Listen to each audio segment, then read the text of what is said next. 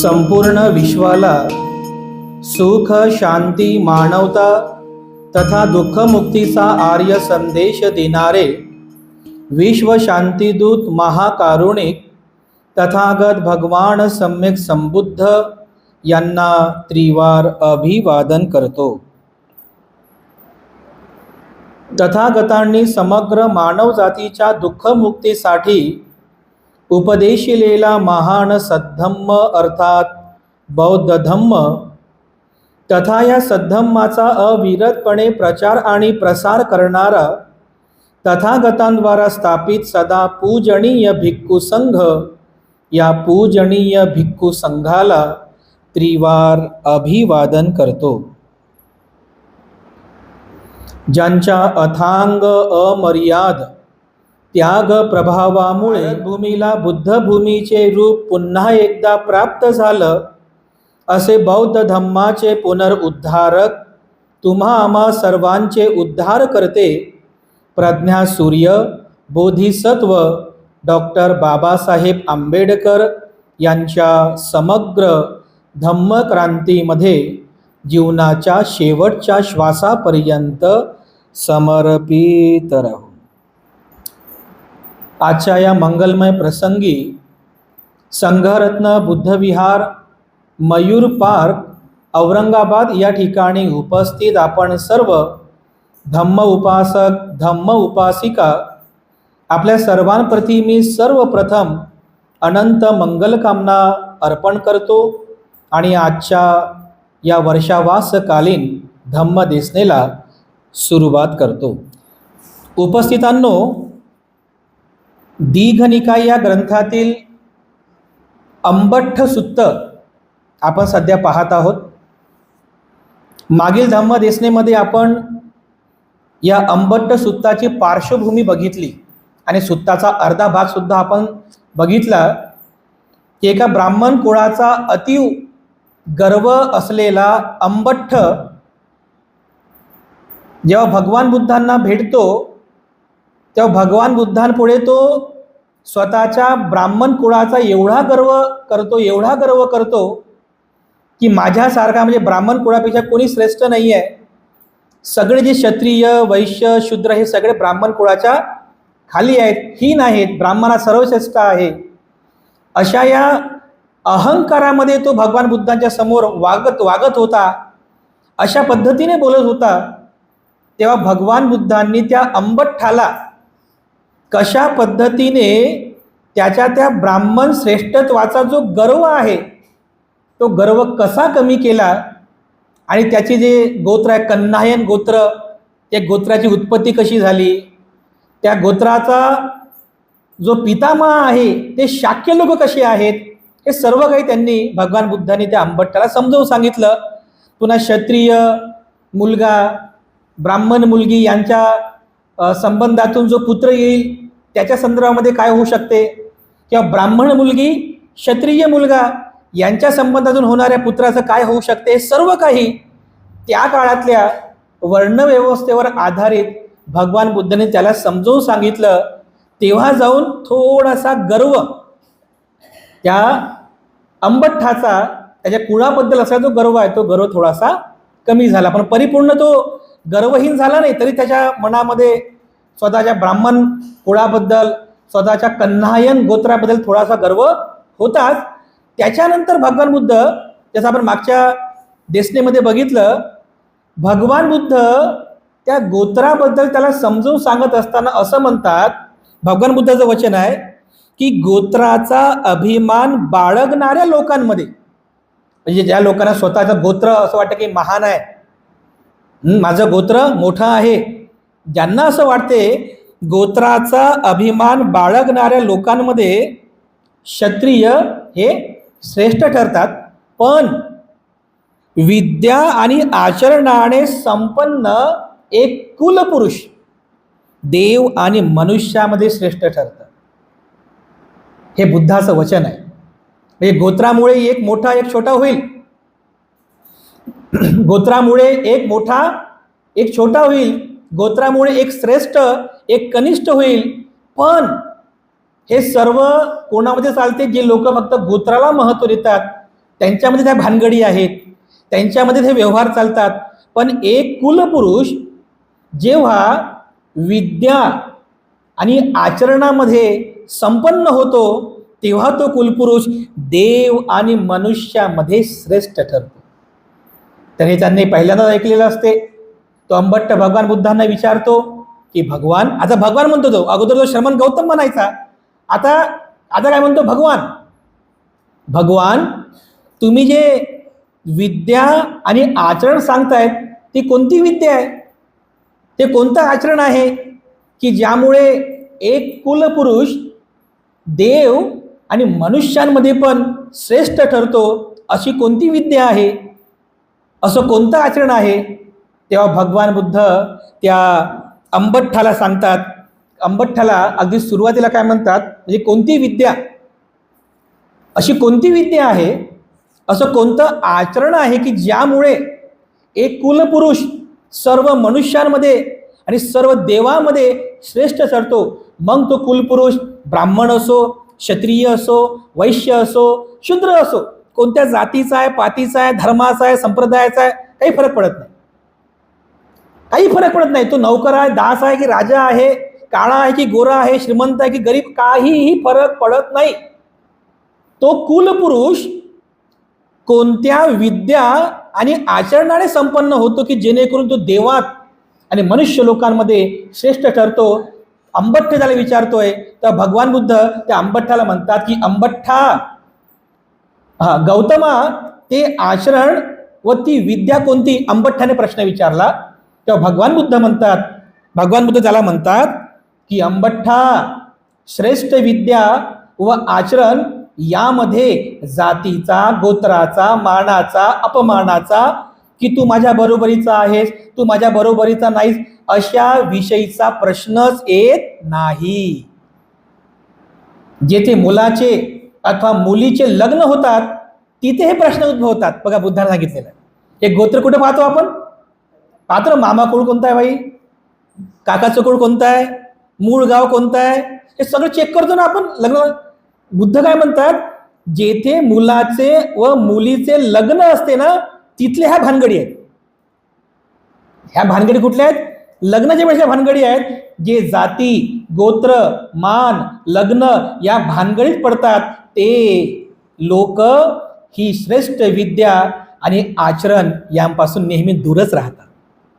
या भानगडी ते सोडून देतील जेव्हा ते लोक हे गोत्र, जात, पात, अमक ढमक इतकं जे काय आहे ते सोडून देतील, या भानगडी सोडून देतील, तेव्हाच त्याच ही श्रेष्ठ विद्या आणि श्रेष्ठ आचरण याचा साक्षात्कार होईल.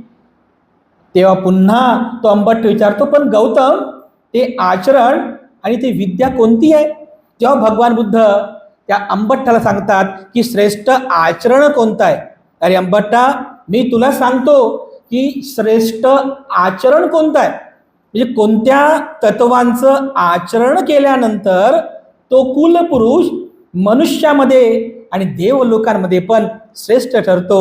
तर भगवान बुद्ध त्याला सांगतात की जेव्हा एक कुलपुरुष, मग तो ब्राह्मण असो, क्षत्रिय असो, वैश्य असो, शूद्र असो, एक कुलपुरुष, कोणत्या पण कुळातला एक कुलपुरुष, तेव्हा तो असा विचार करतो की या जगतामध्ये सम्यक संबुद्धांचं उत्पन्न होणं फार दुर्मिळ आहे. मग त्याला असं समजते की बुद्धाचा जन्म झालेला आहे आणि बुद्ध जे आहेत हे कोण, भगवान आहेत. बुद्ध जे आहेत ते सम्यक संबुद्ध आहे. बुद्ध जे आहेत हे सर्व प्रकारच्या विद्या आणि आचरणामध्ये संपन्न आहे. बुद्ध जे आहेत ते सुगतीला प्राप्त झालेले आहेत. बुद्ध जे आहेत हे लोकविदू आहेत, लोकांचे जाणकार आहेत. बुद्ध जे आहेत ते सर्व तत्वांमध्ये अनुत्तर आहेत. बुद्ध जे आहेत ते देव आणि मनुष्यांचे शास्ता आहेत. अशा प्रकारे बुद्ध उत्पन्न झालेले आहेत.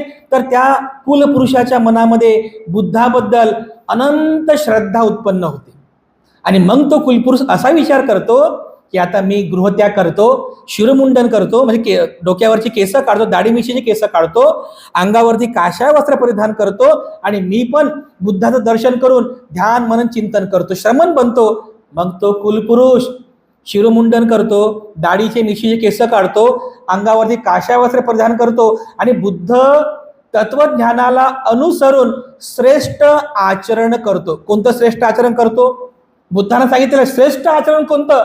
मग तो श्रमण स्वतःला शिलाचरणामध्ये संपन्न. पहिलं आचरण कोणतं? शिलाचरण, म्हणजे शिलाचं आचरण करतो. पहिलं तत्व आहे शिलाचरण.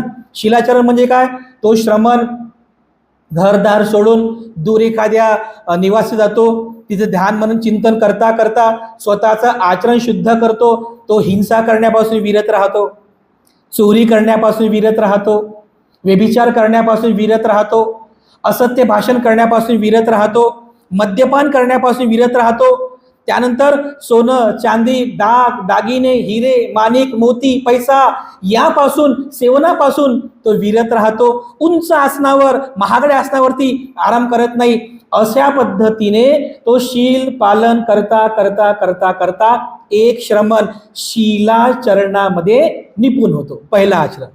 त्यानंतर शिलाचरणामध्ये तो संपन्न झाला, मग तो श्रमण जो शीलवान झालेला आहे, मग तो दुसरं आचरण करतो. आपल्या या इंद्रियांवरती संयम जाणतो, डोळ्यांवरती संयम ठेवतो, नाकावर संयम ठेवतो, आपल्या तोंडावर संयम ठेवतो, म्हणजे आपल्या ह्या जिभेवरती संयम ठेवतो, आपल्या कानावर संयम ठेवतो, आपल्या त्वचेवरती संयम ठेवतो. म्हणजे हे जे पंच इंद्रिय आहेत, कान नाक डोळा जीभ त्वचा, या इंद्रियांच्या सुख लालसेमध्ये फसत नाही. याची जी लालसा आहे ना, डोळ्याची लालसा असे चांगलं बघितलं की लगेच माणूस लालसेमध्ये फसतो. कानाने चांगले शब्द ऐकला की चांगल्या शब्दामध्ये फसतो. जिभेने चांगली चव घेतली, चांगल्या चवीमध्ये फसतो. नाकाने चांगला गंध घेतला, त्या गंधामध्ये फसतो. या शरीराला दुसऱ्या शरीराचा स्पर्श झाला, त्या स्पर्शामध्ये फसतो. या पंच इंद्रियांच्या लालसेमध्ये फसतात लोक. तो श्रमण जो शीलवान झालेला आहे तो इंद्रिय संवराचरणामध्ये संपन्न होतो. आपल्या इंद्रियांवरती संयम जाणतो. अशा प्रकारे दुसऱ्या आचरणामध्ये तो संपन्न होतो. त्यानंतर हरिअंबठ्ठा, तो श्रमण जो शीलवान झाला, तो इंद्रियांवरती संयम करणारा झाला, तो त्यानंतर तिसऱ्या आचरणामध्ये संपन्न होतो. त्याला म्हटलेलं आहे भोजन मतयुता. भोजनाला जाणतो, कारण त्यावेळेस ते श्रमण होते. ते श्रमण म्हणजे गृहत्याग केला. ऋषी मुनी जे कोणी असेल, जेवणावर संयम नसतो. आलं की येऊ दे खाऊ दे, आलं की येऊ दे खाऊ दे, आलं की येऊ खाऊ दे, म्हणून बघा त्यांचे पोट सुटलेले असतात. जेवणावर संयम नसतो. बघा भगवान बुद्ध म्हणतात हे श्रेष्ठ आचरण, तिसरं श्रेष्ठ आचरण भोजन मतयुता. मी मागच्या वेळेस पण तुम्हाला सांगितलं, भोजनामध्ये तो संयम जाणतो, श्रेष्ठ आचरण आहे, दुःखमुक्तीच्या मार्गातलं आचरण आहे हे. म्हणजे विचार करा, तुम्ही जे जेवण करता ना, जेवण, ते जेवण तुमच्या दुःखमुक्तीच्या मार्गातलं महत्वाचं तत्व आहे. तुम्ही म्हणाल बाप, कुठचा संबंध कुठं जुळला? दुःखमुक्तीचा मार्ग कुठं आणि आमचं जेवण? अरे जेवणच महत्वाचं आहे. आपण जगण्यासाठी खातो की खाण्यासाठी जगतो, आता तुमच्यावर डिपेंड आहे की नाही. आता श्रावण मास संपला की नाही, आजपासून श्रावण सोमवार सुरू झाला, आजपासून लोक एकदम सात्विक बनतात. बघा बनतात की नाही. नो मांस मच्छी मटण काही खायचं नाही, चिकन नो चिकन मटण, एकदम सात्विक झाले. त्याच्या श्रावण सुरू व्हायच्या अगोदर लोक असा विचार करतात की उद्यापासून श्रावण सुरू होत आहे, आजच जरा तडका देतो. आणि मग 2-4 किलो मटण चिकन अमकं ढमकं असं खातात की महिनाभर असं त्याची चवच गेली नाही पाहिजे, कारण श्रावण सुरू आहे ना. अरे त्याला काय म्हणतात, गटारी काहीतरी म्हणतात, गटारी म्हणतात ना. सगळं खाण्यावरच असं खातात की विचारून दारू पितात. मग कारण श्रावण सुरू होणार आहे, श्रावणमध्ये खाता येत नाही पिता येत नाही, मग आताच खाऊन घ्या, महिन्याभराचा कोटा आताच पूर्ण करा. काय लोक खातात ना, काय लोक पितात, काय त्याच्यानं पुण्य घडते त्यांचं त्यांनाच माहिती, आम्हाला काही माहिती नाही. आम्ही फक्त श्रावण पौर्णिमा समजतो, श्रावण अमावस्या, श्रावण अष्टमी आणि श्रावण कृष्ण अष्टमी, बस उपवासाचं पालन करण्यापुरतं आम्ही श्रावण, बाकी आम्हाला खाण्यापिण्याचं काही घेणदेण नाही. पण खाणं जेवण हे आपल्या दुःखमुक्तीच्या मार्गातलं महत्वाचं तत्व आहे. म्हणून तर तुम्ही ते विकाल भोजना ग्रहण करता ना, विकाल भोजना ग्रहण करता की नाही. का बरं? कारण तुमच्या दुःखमुक्तीच्या मार्गातलं फार महत्वाचं ते तत्व आहे. भगवान बुद्धाला श्रेष्ठ आचरण म्हणतात. भोजन मतयुता, भोजनामध्ये मात्रा संयम जाणला पाहिजे. साधं भोजन केलं पाहिजे. तो श्रमण साधं भोजन करतो. तो श्रमण जेवढं आवश्यक आहे मात्रा भोजन म्हणजे जेवढं आवश्यक आहे तेवढंच भोजन करतो. तो श्रमण काल भोजन करतो म्हणजे विकाल भोजन करत नाही. मध्यान्हाच्या अगोदर जेवण करतो. भोजन केल्यानंतर पण तो स्मृती आहार जागृत राहतो. बघा त्याला स्मृती आहार म्हटलेला आहे. अशा प्रकारे तो श्रमण भोजन मतयुताच्या आचरणामध्ये संपन्न होतो. त्यानंतर भगवान बुद्ध म्हणतात की तो श्रमण शिलाचरणामध्ये संपन्न झाला. तो श्रमण इंद्रिय संवराच्या आचरणामध्ये संपन्न झाला. त्यानंतर तो श्रमण भोजन मतयुतामध्ये तो संपन्न झाला.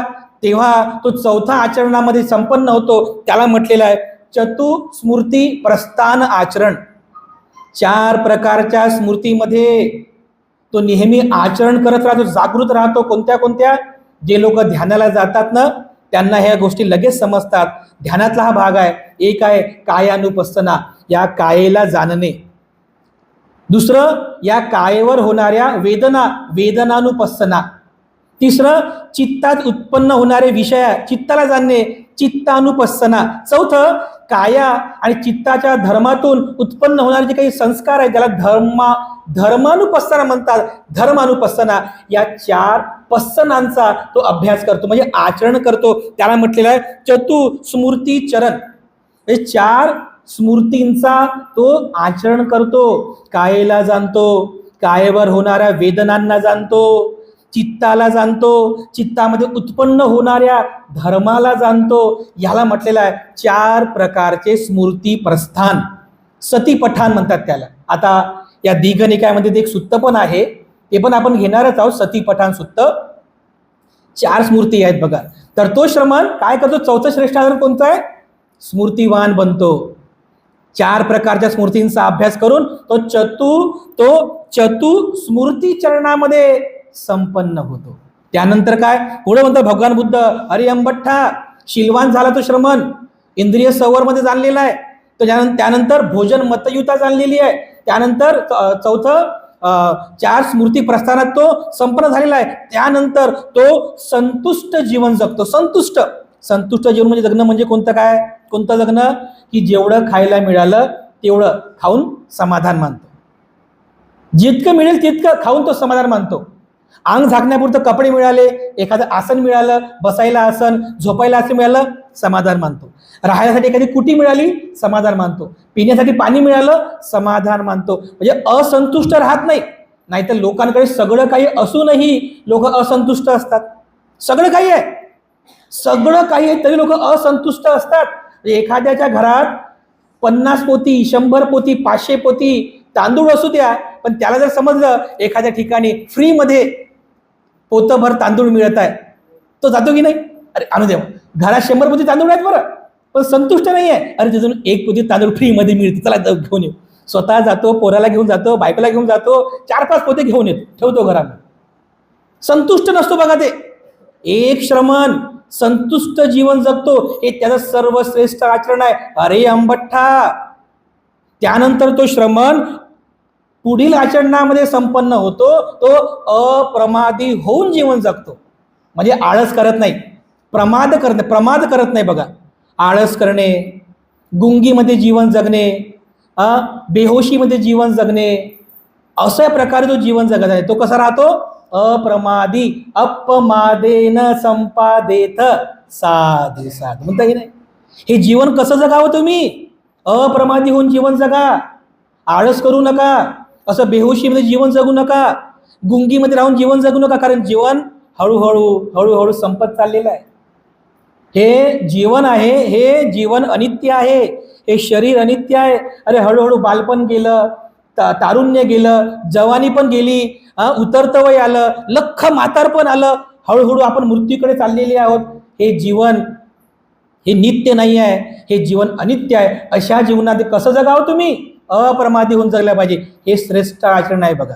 तेव्हा भगवान बुद्ध त्याला म्हणतात की अरे अंबठ्ठा, जेव्हा तो श्रमण अशा प्रकारे या आचरणामध्ये संपन्न होतो, तर संपन्न झाल्यानंतर मग ध्यान मनन चिंतन करता करता तो ध्यानाच्या पायरीचा आचरण करतो. कोणती ध्यान? 4 प्रकारचे ध्यान आहेत. तसं 8 प्रकार ध्यान आहे ना. ध्यान जे ध्यान आहे समाधीचा अभ्यास, त्याच्यामध्ये 8 प्रकार सांगितले. 8. प्रथम ध्यान, द्वितीय ध्यान, चतुर्थ प्रथम ध्यान, द्वितीय ध्यान, चतुर्थ ध्यान, तृतीय ध्यान, चतुर्थ ध्यान, त्याच्या आकाशयतायतन ध्यान, वियानयतायतन ध्यान, नेवसय्या नासय्यायतन ध्यान, असे 8 टप्पे आहेत बघा. याच्यामध्ये 8 टप्पे. तर यापैकी प्रथम ध्यान पूर्ण करतो, द्वितीय ध्यान पूर्ण करतो, तृतीय ध्यान पूर्ण करतो, चतुर्थ ध्यान. हे ध्यानाच्या ते खूप डिटेल आहे बघा. त्याच्यात सांगायला बसलो की आपलं प्रवचन पूर्ण होणार नाही. ह्या अभ्यास आहे. मग तो श्रमण त्या ध्यानाच्या पायरीने जाऊन चारही ध्यानाच्या पायऱ्या संपन्न करतो. आणि संपन्न केल्यानंतर तो दुःखमुक्तीच्या मार्गात पहिल्या पायरीवर पोहोचतो. त्याला म्हटलेलं आहे श्रोतापन्न. तो श्रोतापन्न झाला. पुन्हा ध्यान मनन चिंतन करता करता तो सकृदागामी अवस्थेला प्राप्त करतो. पुन्हा ध्यान मनन चिंतन करता करता तो दुःखमुक्तीची 3री पायरी अनागामी अवस्थेला पोहोचतो. आणि पुन्हा ध्यान मनन चिंतन करता करता या श्रेष्ठ आचरणामुळे तो श्रमण अरहंत दुःखमुक्तीच्या मार्गातील 4थी पायरी अरहंत अवस्थेला प्राप्त करतो. ते जीवनातील सर्वात मोठं आचरण आहे. त्याच्यापेक्षा दुसरं कोणतंच श्रेष्ठ आचरण नाही आहे. सर्वात श्रेष्ठ आचरण कोणतं आहे? अरहंत होणे. सर्वात श्रेष्ठ आचरण. अशा प्रकारे अरे अंबठ्ठा, अशा प्रकारे एक श्रमण किंवा एक ऋषी, एक ब्राह्मण या श्रेष्ठ आचरणाच्या माध्यमातून तो जीवनातील सर्व श्रेष्ठ आचरणाचं फळ प्राप्त करतो.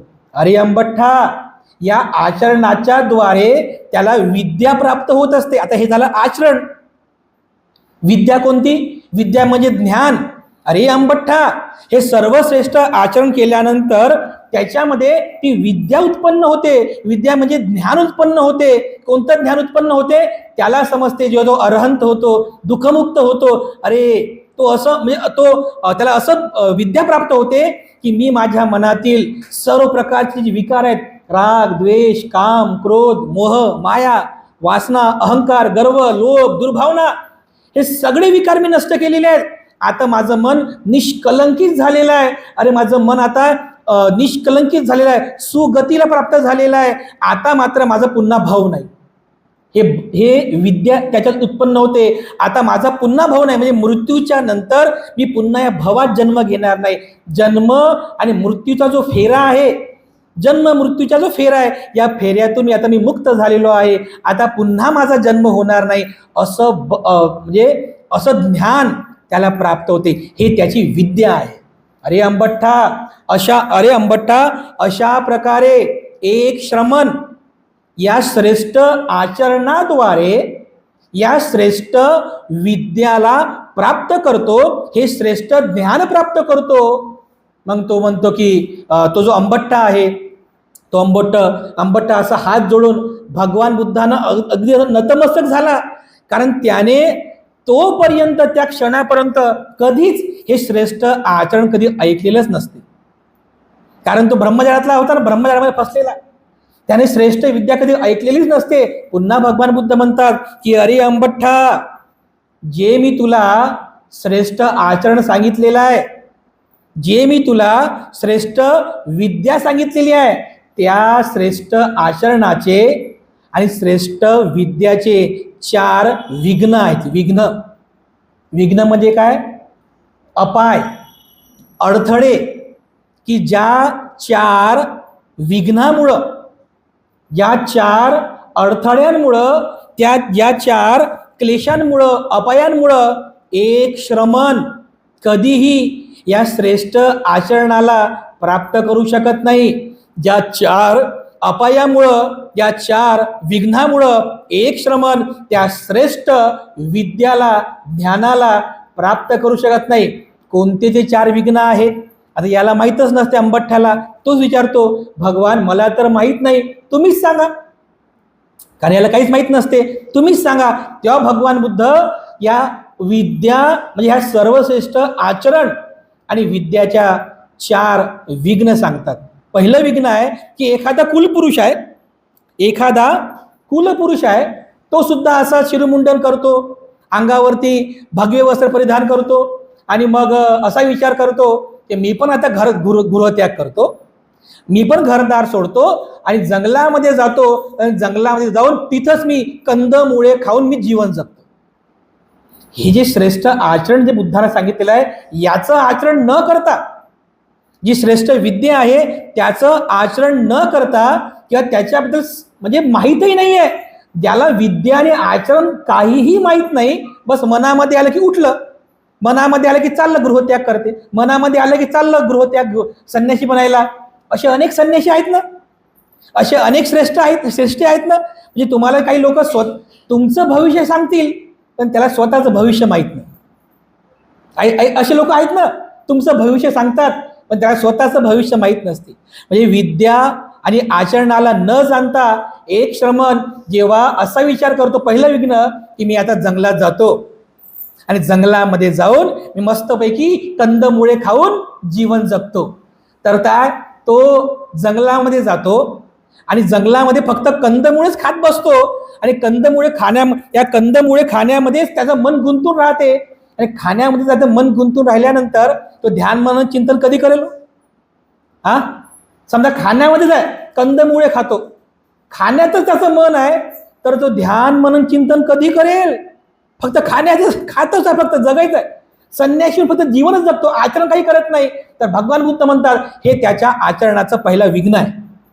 फक्त कंदमुळे खातो, त्याच्या आचरणाचं पहिलं विघ्न आहे. दुसरं, पुन्हा तोच श्रमण जो फक्त कंदमुळे खाऊन जगत आहे, तो असा विचार करतो की आता माझ्याकडे कंदमुळे जे आणले होते ते संपले, आता काय करावं? मग तो काय करतो, हातामध्ये कुदळ आणि छन्नी घेतो. कुदळ माहिती आहे? कुदळ काय म्हणतात तुम्ही त्याला? टिकास, छोटी टिकास, टिका त्याला कुदळ म्हणतात. तर हातामध्ये तो कुदळ आणि छन्नी आणतो आणि जंगलामध्ये तो कंदमुळे खोजत बसतो. कुठं कंदमुळे आहे. दिवसभर तेच काम करतो, खोदत बसतो, कंदमुळे जमा करतो आणि ते कंदमुळे खाऊन तो जीवन जगतो. आणि दिवसभर तो कंदमुळे शोध घेत बसतो, सगळा वेळ त्याच्यात जातो, त्याचं सगळं मन त्या कंदमुळामध्येच आहे. ध्यान कधी करणार? शिलाचरण कधी करणार? इंद्रिय संवर कधी करणार? म्हणजे तो श्रेष्ठ आचरण कधी करणार? हे त्याच्या आचरणाचं दुसरं विघ्न आहे. त्यानंतर तिसरं विघ्न भगवान बुद्ध सांगतात की आता कंदमुळे संपले, त्याच्यानंतर खोदून त्याला कंटाळा आला, आता काय करायचं? मग तो जो श्रमण आहे तो काय करतो की आता मला कंटाळा आला हे संन्यासी जीवन कंदमुळे खाण्याचा, तर तो असं करतो, तो गावाच्या अगदी शेजारी, गावाला लागूनच एक अग्निशाळा बांधतो. त्या अग्निशाळेमध्ये यज्ञ तयार करतो, त्या यज्ञामध्ये लाकडं वगैरे करून यज्ञ पेटवतो. त्याला माहित नाही, यज्ञामध्ये त्याला काही माहिती नसते, फक्त नाटक करतो, असं मंत्र म्हणतात लोक. काय फुटफुटतात ते आपल्याला माहित नाही, पण ते असं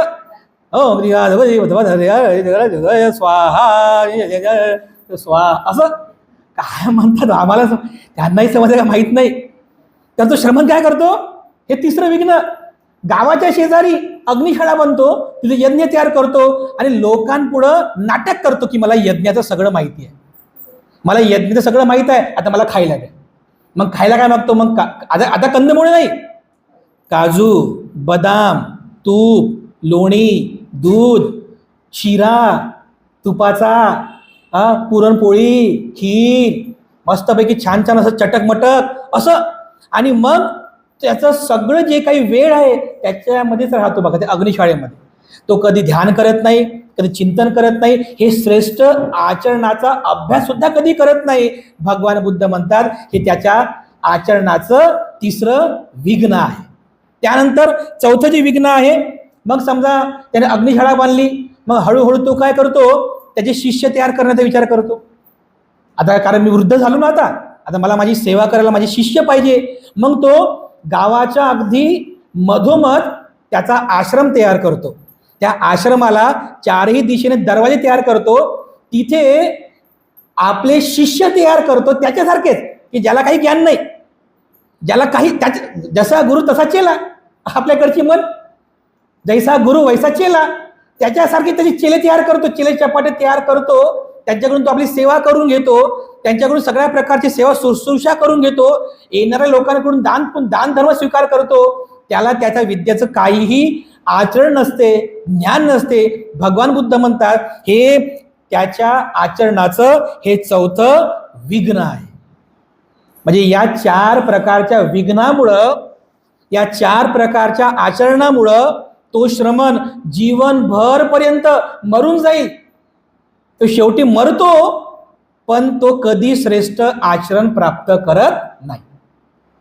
तो कधीच श्रेष्ठ विद्या, श्रेष्ठ ज्ञान कधीच प्राप्त करत नाही. शेवटी तसाच मरतो, अज्ञानापोटी मरतो.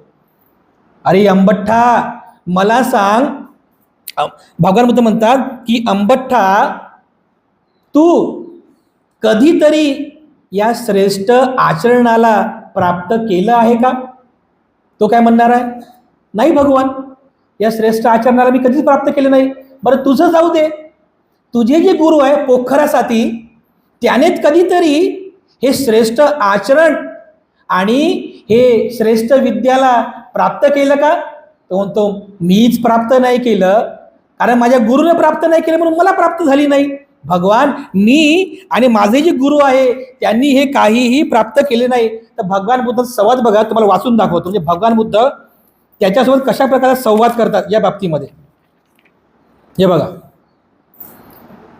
भगवान बुद्ध त्या अंबठ्ठाला म्हणतात, तर अंबठ्ठा तुला काय वाटते? अरे अंबठ्ठा, तुला काय वाटते की विद्या चरण संपत्ती तू आणि तुझा गुरु यांनी प्राप्त करून घेतली काय? काय तुझं मत काय आहे? तर तो म्हणतो, नाही गौतमा, मी आणि माझा गुरु कोणीकडे ती श्रेष्ठ विद्या आणि आचरण कोणाकडेही नाही. या श्रेष्ठ विद्या चरण संपत्तीपासून मी आणि माझे गुरु आम्ही दोघे पण वंचित आहोत. भगवान बुद्ध पुढे म्हणतात, तर तुला काय वाटते अंबठ्ठा? अरे अंबठ्ठा, तुला काय वाटते की विद्या चरण संपत्ती प्राप्त करून न घेता तू आपल्या गुरुसह झाडावरून पडलेली फळं खाऊन राहण्याच्या उद्देशाने आपले अरण्यात जाऊन राहिलेला आहेस का? म्हणजे ही विद्या आणि आचरण म्हणजे हे विद्या आणि आचरण प्राप्त करून न घेता जे तुम्ही अरण्यामध्ये जाऊन जीवन जगता, तर हे अरण्यामध्ये जीवन जगणं याच्यामध्ये तुमचा दोष नाही का? तुला दोष दिसत नाही का? तर तो म्हणतो की हो भगवान, खरंच आहे, तुम्ही जे विद्या आणि आचरण सांगितलेले आहे, ही विद्या आणि हे आचरण ना माझ्या गुरुनं प्राप्त केलं, हे विद्या आणि ही आचरण ना मी प्राप्त केलं, कारण जसा माझा गुरु तसा मी. तर भगवान हे आम्हा दोघांनाही प्राप्त नाही आहे. तर भगवान बुद्धांना तो म्हणतो की भगवान, हा आमचा दोष आहे, भगवान हा आमचा दोष आहे. पुढे म्हणतात बघा, भगवान बुद्ध त्याला म्हणतात की अरे अंबठ्ठा, मला सांग, तुझा गुरु स्वतःला सर्वश्रेष्ठ समजतो आणि त्या कौशल नरेश जो राजा प्रसेनजित आहे, त्या प्रसेनजित राजाने तुझ्या गुरुला म्हणजे पोखरासाथीला हे इच्छा नांगल गाव दान दिलं. ते इच्छा नांगल गाव दान दिलं. एवढं असूनही, म्हणजे त्यावेळेस पद्धत काय होती, एवढं असूनही जेव्हा राजा प्रसन्नजिताला तुझ्या गुरुसोबत जेव्हा बोलायचं असते, तर तो मधामध्ये असा कपडा लावतो. म्हणजे डायरेक्ट त्याचं तोंड पाहून बोलत नाही प्रसन्नजित, कारण क्षत्रिय हे श्रेष्ठ म्हणतात स्वतःला, राजा. तर हा तुझ्या गुरुचा अपमान नाही का? हा तुझ्या गुरुच म्हणजे पद्धत काय, त्यावेळेस पद्धत अशी होती की राजा प्रसन्नजित कधीही असं तोंडापुढं उभं राहून कधी त्या पोखरासाथीला बोलत नव्हतं. जर बोलायचं असेल तर मधामध्ये असा कपडा लावायचा, या बाजूला राजा उभा आणि या कपड्याच्या या बाजूला तो पोखरासाठी तो ब्राह्मण उभा, मग ते संभाषण करायचे. तर भगवान बुद्ध म्हणतात, एवढं तुझ्या गुरुचा अपमान होतो, तुझ्या गुरुची विटंबना होते, तर तुला काय वाटते, तुझ्या गुरुमध्ये काही दोष आहे की नाही? तुझ्या गुरुमध्ये काही दोष आहे की नाही?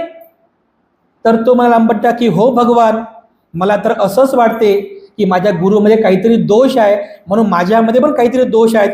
भगवान बुद्ध त्याची समजूत काढण्यासाठी पुन्हा म्हणतात की अंबट्टा, मला एका गोष्टीचं उत्तर दे. मी तुला एक प्रश्न विचारतो की समजा तो राजा प्रसन्न, तो जो राजा आहे, राजा प्रसन्नजित आहे, तो प्रसन्नजित राजा असं एखाद्या हत्तीवर बसून आला गावामध्ये. समजा हत्तीवर बसून आला, गावाच्या मधोमध आला, चौकामध्ये आला, सगळे लोक जमा झाले आणि त्या राजाने त्या सर्व लोकांना, त्या सर्व मंत्र्यांना आदेश दिला, त्यांच्यासोबत चर्चा केली आणि चर्चा करून ते सर्व लोक त्याला असं हात जोडतात आणि मग राजा निघून जातो. समजा अगदी याप्रमाणे एखादा दास, एखादा नौकर किंवा एखादा शूद्र तशाच प्रकारे हत्तीवर बसून गावामध्ये आला, गावातल्या लोकांना जमा केलं आणि राजाप्रमाणे तो सुद्धा लोकांना आदेश देऊ लागला, तर मला सांग म्हणे अंबट्टा, तो जो आहे तो राजासारखा होऊ शकतो का? होऊ शकतो का? नाही होऊ शकत. एका दास, एक शूद्र, एक नौकर जरी हत्तीवर बसला तरी तो राजा होऊ शकतो का? नाही होऊ शकत. कारण राजा होण्यासाठी त्या राजाप्रमाणे त्याला बलशाली व्हावं लागते. केवळ त्याच्यासारखं बोलून राजा होत नाही. बघा, एकदा आम्ही असंच कार्यक्रमाला गेलो कोकणामध्ये.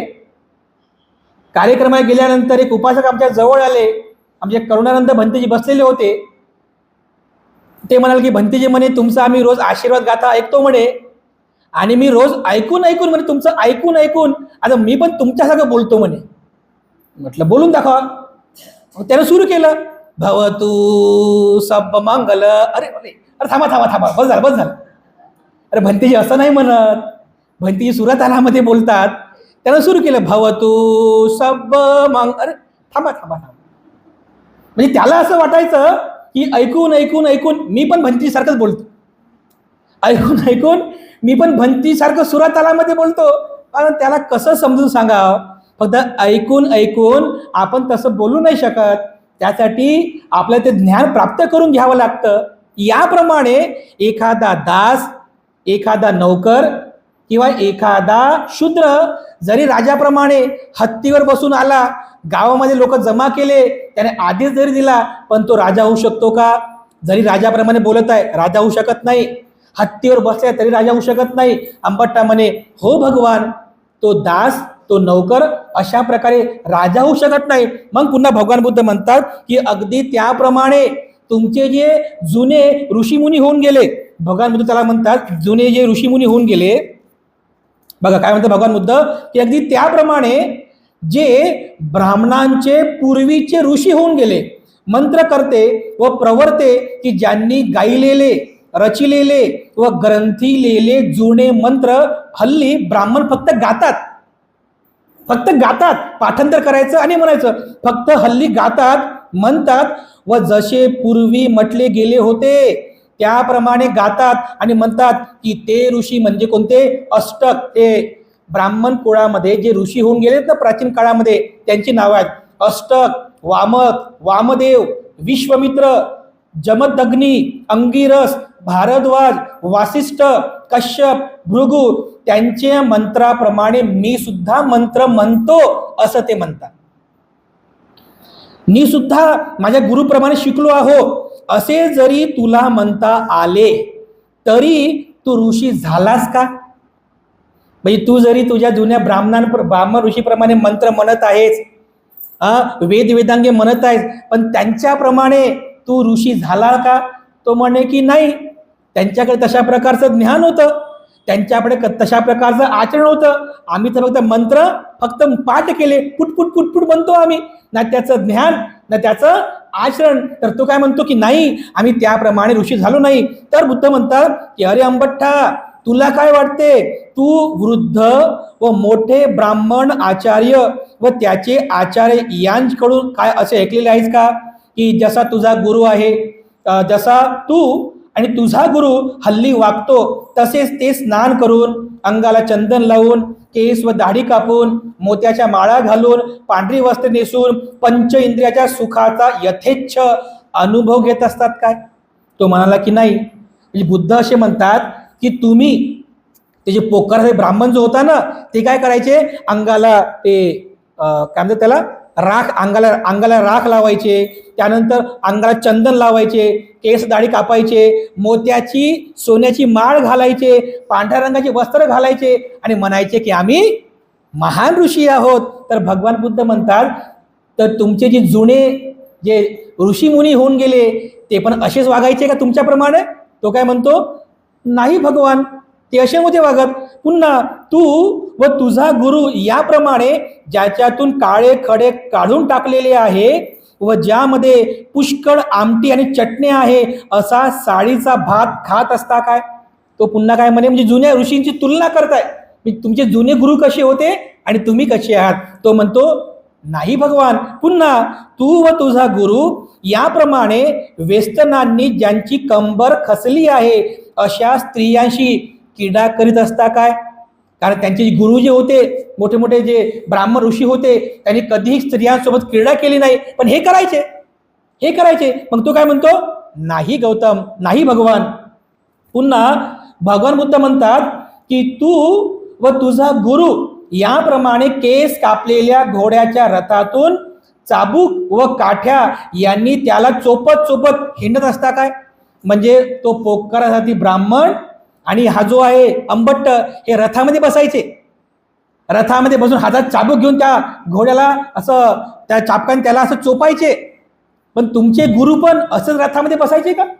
तुमचे जे गुरु होऊन गेले ते पण हातामध्ये असं चाबूक घेऊन घोड्याला असं मारायचे का? तो काय म्हणतो, नाही भगवान, असं तर करत नव्हते. पुन्हा भगवान म्हणतात की तू आणि तुझा गुरु याप्रमाणे खंदक खणलेल्या, अडसर लावलेल्या, सभोवताली तट असलेल्या नगरात लांब तलवारी कमरेस लटकवलेल्या पुरुषांकडून आपले रक्षण करतोच काय? कारण तुमचे गुरु, त्यांचे जे गुरु होते त्यांनी कधी असं कोणता सिक्युरिटी गार्ड ठेवला नव्हता, कोणता रक्षण करता ठेवला नव्हता की आमचं रक्षण कर, पण तुम्ही ठेवता. तुमचे गुरु असे कधी ठेवत नव्हते. तर तो काय म्हणतो, हो, नाही भगवान, आमचे गुरुवर्य असं कधीही करत नव्हते. भगवान बुद्ध पुढं म्हणतात की याप्रमाणे, बुद्धाचं वचन आहे, याप्रमाणे तू व तुझा गुरु दोन्हीही ऋषी नाही आहेत. आता बुद्ध डायरेक्ट बोलतात, बुद्ध तू आणि तुझा गुरु तुम्ही दोघे पण ऋषी नाही आहेत, त्यांच्या पदवीलाही पोहोचलेले नाहीये, त्यांची पाय धूळ सुद्धा नाही. तुम्ही पाय धूळ म्हणजे काय, पायाच्या नखामध्ये जी एवढीशी धूळ साचते ना, त्याची पण तुम्ही बरोबरी करू शकत नाही. बुद्ध त्याला म्हणतात की तुम्ही तुमच्या गुरुप्रमाणे ऋषी झालेही नाही आणि तुमच्या गुरु जे होऊन गेले ना त्यांच्या पायाची धूळ सुद्धा तुम्ही होऊ शकले नाही. परंतु अंबट्ठा, जर तुला काही शंका अथवा घोटाळा असेल डोक्यात तर मला विचार, मी त्याचे उत्तर तुला समाधानकारक उत्तर मी देतो. आता एवढं सर्व बुद्धानं समजून सांगितल्यानंतर आता कोणता प्रश्न उरलेला आहे? सगळं क्लिअर झालं ना. अंबट्टाच्या डोक्यातून तो गर्व जे होता ते सगळं निघून गेला. पण तो बुद्धाला काही प्रश्न विचारू शकला नाही, कारण त्याच्या मनातल्या सगळ्या प्रश्नांचं उत्तर त्याला मिळाली. त्याने असे हातच जोडले आणि मग नंतर भगवान बुद्ध म्हणाले की आता ठीक आहे, तुला काही विचारायचं नाही आहे, आता मी आराम करतो. मग भगवान बुद्ध उभे झाल्यानंतर त्यांच्या कुटीकडे जाऊ लागले. हा त्यांच्या मागे मागे गेला, बुद्धाचं निरीक्षण करू लागला. कारण गुरु म्हटले होते ना की जा आणि 32 लक्षणं बघ आहे की नाही. भगवान बुद्धाच्या शरीरावर ती 32 लक्षणं आहेत हे निरीक्षण कर. तर तो बुद्धाच्या मागे मागे बुद्धाचे चालणं कसं आहे, बुद्धाचे पाय ठेवणं कसे आहे, बुद्धाचे तळपाय कसे आहेत, बुद्धाचं नाक कसं आहे, डोळे कसे आहे, कान कसे आहे, केस कसे आहे, मान कशी आहे, छाती कशी आहे, पोट कसं आहे, मांड्या कशी आहे, हे सगळ्या गोष्टीचं तो निरीक्षण करू लागला. आणि सगळ्या गोष्टीचं निरीक्षण केल्यानंतर त्याला समजलं की भगवान बुद्ध हे महापुरुषांच्या 32 लक्षणांनी युक्त आहेत. आणि तेव्हा त्याची तिथे खात्री पटली की अरे, भगवान बुद्ध हे महापुरुषांच्या 32 लक्षणांनी संपन्न आहेत. जेव्हा त्याची खात्री पटली आणि त्यानंतर तो भगवान बुद्धांना अभिवादन करून पुढे निघून गेला आणि अशा पद्धतीने पहिल्यांदा त्या अंबठ्ठाला भगवान बुद्धांमधील 32 लक्षणांचं दर्शन झालं. तो उठून गेला, पोखरासाठी ब्राह्मण म्हणजे त्याच्या गुरुकडे गेला. गुरुने त्याला पाहिलं. अंबठ्ठा म्हणे, काय झालं म्हणे, मी जे तुला सांगितलं होतं ते तू बरोबर चेक केलं का, म्हणजे ते बरोबर निरीक्षण केलं का? तर तो म्हणे की गुरुवर्य, तुम्ही जसं सांगितलं मी सगळं बघितलं म्हणे, सगळ्या गोष्टीचं निरीक्षण केलं. कारण ते जे बुद्ध आहेत, ते श्रमण आहेत, ते महाश्रमण आहेत. मग तो पण सांगतो की ते जे महाश्रमण आहेत ते महाश्रमण कसे आहेत? इतिपिसो भगवा अरहं सम्मा संबुद्धो विद्याचरण संपन्नो सुगतो लोकविदु अनुत्तरो पुरीस दम्म सारथी सत्ता देव मनुष्यान बुद्धो भगवती आहेत आणि 32 लक्षणांनी युक्त आहेत. गुरुवर्य, ते 32 लक्षणांनी युक्त आहेत. अजून काय बोललास? मग त्याने सगळं सविस्तर वृत्तांत सांगितला की मी महाश्रम गौतमाकडे गेलो, त्यांच्यापुढे जाऊन मी माझा अहंकार दाखवला. त्यांना शाक्य लोक हे कसे कमी आहेत आणि ब्राह्मण कसे श्रेष्ठ आहे अशाबद्दल मी त्यांना बोललो. ते मला असे बोलले, मी त्यांचा अपमान केला. तर त्या पोखरा साथीला असं वाटलं, अरे मूर्खा म्हणे, तू पक्का मूर्ख आहे म्हणे, तुझ्यासारखा मूर्ख या जगात कोणी नाही म्हणे. एक असा महाश्रमण की जो सर्व प्रकारच्या दुःखातून मुक्त आहे, एक असा महाश्रमण जो बुद्ध सम्यक संबुद्ध आहे, 32 लक्षणांनी युक्त आहे, अशा महाश्रमणाचा तू अपमान केला म्हणे.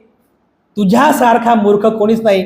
त्याचं स्टेटमेंट तुम्हाला वाचून दाखवतो की तो पोखरातील ब्राह्मण आपल्या चेल्याला, त्या अंबठ्ठाला काय म्हणतो? अरे वा रे वा, मराठीमध्ये भाषण करा. अरे वा रे वा आमचा पंडित, म्हणजे आपल्या त्या चेला म्हणत आहे, अरे वा रे वा आमचा पंडित, वा रे वा आमचा विद्वान, वा रे वा आमचा तिन्ही विद्यामध्ये प्रावीण, अशा तऱ्हेचे काम करणारा मनुष्य मरणानंतर शरीराचा भेद झाल्यावर अपायास, दुर्गतीस, नरकात जातो. अरे अंबठ्ठा, तू भगवान बुद्धांना इतके टाकून बोललास, त्यामुळे तो माझा एवढा पान उतारा करीत बोललेला आहे.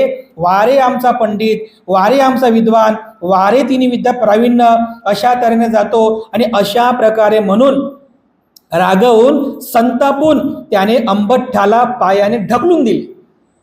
म्हणजे गुरुनं आपल्या चेल्याला पायाने ढकलून दिले आणि ताबडतोब त्याच क्षणी तो भगवंतांना भेटण्यासाठी निघून गेला आणि भगवान बुद्धांना भेटायला जातो. भगवान बुद्धांना भेटतो आणि भगवान बुद्धांना भेटून सर्वप्रथम तो म्हणतो की भगवान मला माफ करा, मला माफ करा.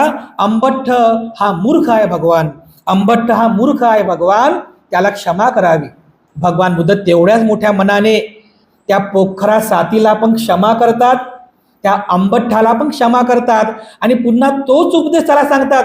ते श्रेष्ठ विद्या कोणती, ते श्रेष्ठ आचरण करतं, तोच उपदेश जो अंबठ्ठाला केला होता, तोच उपदेश शील संपन्नता, त्यानंतर इंद्रिय संवर आचरण, त्यानंतर भोजन मतयुता, 4 प्रकारच्या स्मृती प्रसारांचा अभ्यास, संतुष्टता जीवन, अप्रमादी जीवन, हे सर्व श्रेष्ठ आचरणाचा उपदेश त्या पोखरा साथीला अगदी त्याप्रमाणेच करतात.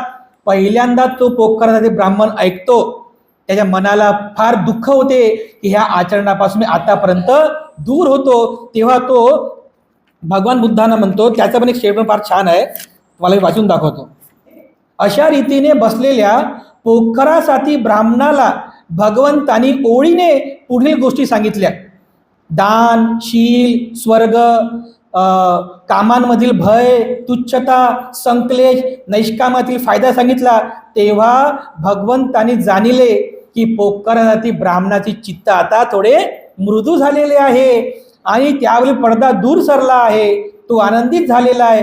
तेव्हा भगवान बुद्धांनी त्याला दुःख समुदाय, दुःख निरोध आणि दुःख मुक्तीचा मार्ग या 4 आर्य सत्यांचा त्याला उपदेश केला. म्हणजे बुद्ध सरळ कधी कुणाला 4 आर्य सत्यांचा उपदेश करत नाहीत. अगोदर दान कथा सांगतात, नंतर शील कथा सांगतात, नंतर स्वर्ग नरक कथा सांगतात. अशा पद्धतीने त्याचं मन मृदू झालं की त्यानंतर मग 4 आर्य सत्यांचा उपदेश करतात. अशा प्रकारे पोखरासाठी ब्राह्मणाला त्या आसनावर बसून शुद्ध मलविरहित अशा धर्मचक्षुचा लाभ झाला व जे जे उत्पन्न झाले ते सगळे नष्ट होणार आहे हे त्याला कळाले. आणि अशा प्रकारे पोखरासाठी ब्राह्मणात धर्म दिसला, मिळाला, सर्व शंका नाहीशी झाली, घोटाळा नाहीसा झाला, पूर्ण समजूत पटली आणि दुसऱ्या कोणावरही विश्वास ठेवण्याची आता गरज वाटली नाही. तो भगवंताला म्हणाला वाह. कोण? पोखरासाठी ब्राह्मण म्हणतो भगवंताला वाह, गौतमा वाह. ज्याप्रमाणे गौतम एखाद्याने उघडे झालेले सुलटे करावे अथवा झाकलेले उघडे करावे अथवा वाट चुकलेल्याला मार्ग सांगावा अथवा डोळस मनुष्यांना वस्तू दिसाव्या म्हणून अंधारात तेलाचा दिवा दाखवावा, त्याप्रमाणे अनेक तऱ्हांनी धर्माचा उपदेश तुम्ही भगवंतांनी केलेला आहे. तर मी पुत्र, भार्या, परिजन व मित्र यासहित आपणास, आपल्या धर्मास, आपल्या भिक्षू संघास शरण येत आहे. भगवान शरण आलेला मला आजपासून मरेपर्यंत आपण उपासक म्हणून स्वीकार करावे. ज्याप्रमाणे आपण उत्कठेमध्ये दुसऱ्या उपासकांच्या कुलात जाता त्याप्रमाणे पोखरा साथीच्याही कुलात यावे. तेथे जे तरुण तरुणी असतील ते भगवंतांना नमस्कार करतील, उठून आदर सत्कार करतील, आसन आणि उदक देतील, चित्तास आनंद देतील. ते चिरकालपर्यंत त्यांच्या हिताचे आणि सुखाचे होईल. आणि बुद्धाला तो आमंत्रण पण देतो की तुम्हीही आमच्या नगरामध्ये यावं आणि नगरामध्ये धर्माचा उपदेश करावा की जेणेकरून सगळे कुल पुरुष, सगळ्या कुल तरुणी हे तुमचं शिष्यत्व घेतील आणि ते सुद्धा धर्माचं सुख घेतील. ते त्यांच्या हिता म्हणजे चिरकालपर्यंत त्यांच्या हिताचं आणि सुखाचं कारण होईल. आणि अशा प्रकारे तो पोखरा साथी ब्राह्मण आजीवन भगवान बुद्धांचा उपासक झाला. बघा, तर अशा प्रकारे हे अंबट्ठ सूत्र जे इथे समाप्त झालेलं आहे.